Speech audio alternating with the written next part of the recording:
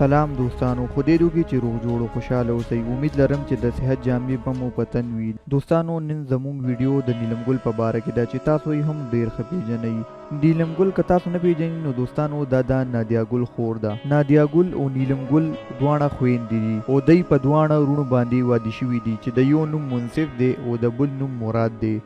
نادیا ګل په منصف باندې واده شوې ده او نیلم ګل په مراد باندې واده شوې ده. دوستانو، نیلم ګل چې کم قسم فحاشي کپړې او کم قسم ډانسونه کوي او خپل فالوورز په دې طریقه زیاتوي، نو دوستانو دا د پښتو کلچر تباه کوي او دې پښتو پسې یو خندا راشته ده. که دا ځان مشهوري نو ځان دې د ګلپاڼې پرنګې مشهور کی یا د نورو فنکارانو پرنګې ځان مشهور کی چې هغه خپل د اواز جلوې خي او خپل فالوور زیاتوي او ځان مشهوري. نو دا کوم پښتو شو چې دا دارنګي کپړې اچي او دارنګي ډانسونه کوي چې د پښتو معاشره تباه کا.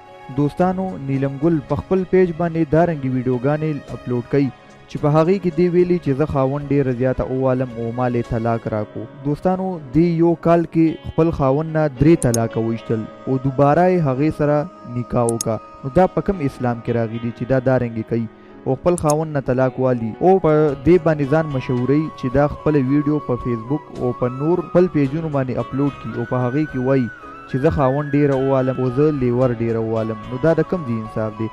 منصف هم دې پسې ډېرې زیاتې خبرې کوي. منصف وایي چې دا دومره دروغجنه ده چې د دې کله 2 لوریانې وشوي. نو دې په خپل پیج باندې یو ویډیو جوړه کړه چې زما 2 زامن شوي دي.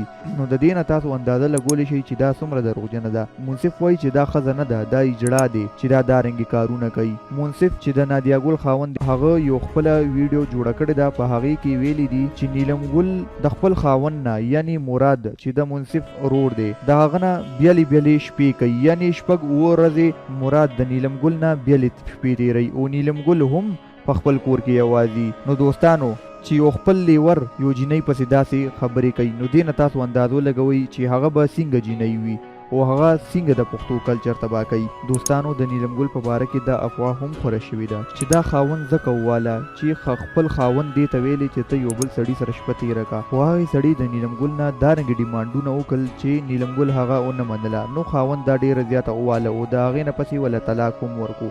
نو دوستانو، دا د کوم ځای انصاف او دا د کوم ځای اسلام دی چې دا طلاق والی او بیا هم د هغې خاوند سره اوده کیږي؟ نو دوستانو، دا په اسلام کې په زنا کې راځي. نو دوستانو، نن زموږ ویډیو تر دې پورې ده. که ستاسو زموږ دا ویډیو خوښ شوي نو زموږ دا ویډیو لایک کړئ او نورو دوستانو سره هم شیر کړئ چې هغوی هم د دارنګې جنکونه خبر شي چې هغوی د پښتو کلچر تباه کوي.